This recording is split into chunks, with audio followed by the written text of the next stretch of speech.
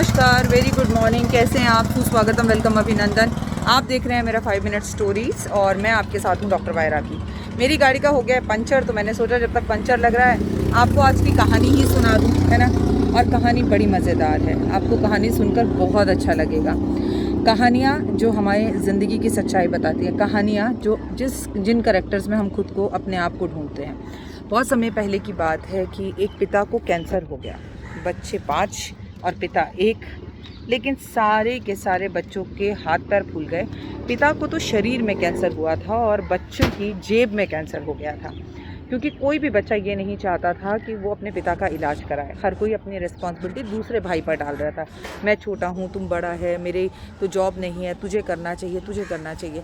वैसे कितनी शर्म की बात है ना, 5 बच्चों को 2 माँ बाप पाल लेते हैं, लेकिन 5 बच्चों से 2 माँ बाप नहीं पल पाते। दुख की बात है पर सच भी है। समय बीतता चला गया और पिताजी की मृत्यु हो गई। अंतिम संस्कार किया गया, जैसे तैसे 13वीं की गई और जिम्मेदारियों से पल्ला झाड़ लिया गया। कुछ दिन बाद पिताजी की तस्वीर किसी भाई के घर पर लगी और किसी के घर पर नहीं भी लगी। काम आया गया हो गया। श्राद्ध हुए, कहीं पर श्राद्ध हुए, कहीं पर श्राद्ध नहीं भी हुए। पर बच्चों की माँ अभी भी जिंदा थी और वो अपने घर में थी। उसके पति ने उसके लिए अच्छा खासा घर बना रखा था और एक अच्छा खासा पैसा भी छोड़ रखा था। और अब सभी बहुएं अपनी सास को नियमित रूप से फ़ोन कर कर अपने नंबर कमाने की कोशिश किया करती थीं कि मैं अच्छी, मैं अच्छी, मैं अच्छी, कि सासू माँ जब मरे तो वो घर मेरा हो जाए। तो कोई कहता कि मम्मी, बड़े वाले भैया के पास तो सब कुछ है, तुम्हारे छोटे बेटे के बारे में ज़रूर सोचो। तो कोई सास की सेवा करने के लिए सास के पास शिफ्ट होना चाहता।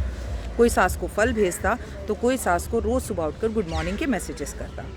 और कोई ये चाहता कि सास भी उस घर में आ जाए, उन बच्चों के पास, या आप बच्चों को अपने पास बुला लें। ज़माने का यही रूल है, यही रिवाज है। हम भी कभी बच्चे थे, हम आज माँ बाप हैं और हम भी कल सास ससुर हो जाएंगे और सास ससुर भी कभी ना कभी तस्वीर में आ ही जाएंगे। कहने का मतलब सिर्फ ये है कि दुनिया न अपनों की न अपने वालों की, दुनिया है सिर्फ पैसे वालों की।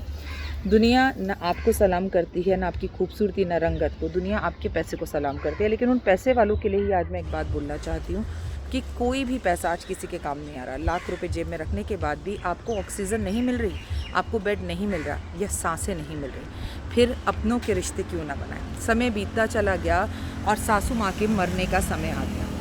सासू माँ अपनी तमाम ज़िंदगी अकेली रहीं, बहुओं के व्हाट्सअप और SMS का जवाब देती रहीं, समय समय पर बच्चों और पोतों से मिलती रहीं। लेकिन जाते हुए सासू ने अपने पोते पोतियों के नाम पर भी कुछ नहीं किया और अपना सब कुछ एक अनाथ आश्रम और अस्पताल के नाम लिखकर मर कर चली गई। और फिर बहुओं को आया गुस्सा और बहुओं ने सास की ना कोई सेवा की थी, वो तो की थी या नहीं की थी, पर यह प्रण और ले लिया कि ज़िंदगी में भी कभी तुम्हारे मम्मी पापा का श्राद्ध नहीं करेंगे। ऐसी औलाद जिसके लिए हम पूरी ज़िंदगी लगा देते हैं, सुबह उठकर काम पर भागते हैं, अपने सपनों को अधूरा छोड़कर उनके सपनों को पूरा करते हैं। वारी औलाद। क्या कहते हैं आप कमेंट्स में ज़रूर बताइएगा। औलाद दुख का सबसे बड़ा कारण, औलाद सुख का सबसे बड़ा कारण। औलाद होकर अगर निकम्मे निकल जाए तो ज़िंदगी बर्बाद। अपने धन को अपनी औलाद पर ज़रूर लगाएं, जिम्मेदारी निभाएं, चाहे वो जैसी भी है, लेकिन दान पुण्य और कर्म करें, क्योंकि आप जब मरेंगे ना, आपके साथ सिर्फ आपके कर्म जाएंगे। स्वर्ग या नर्क छोड़िए इन बातों को, लेकिन कर्म ज़िंदगी भर काम आएंगे। जय माता दी।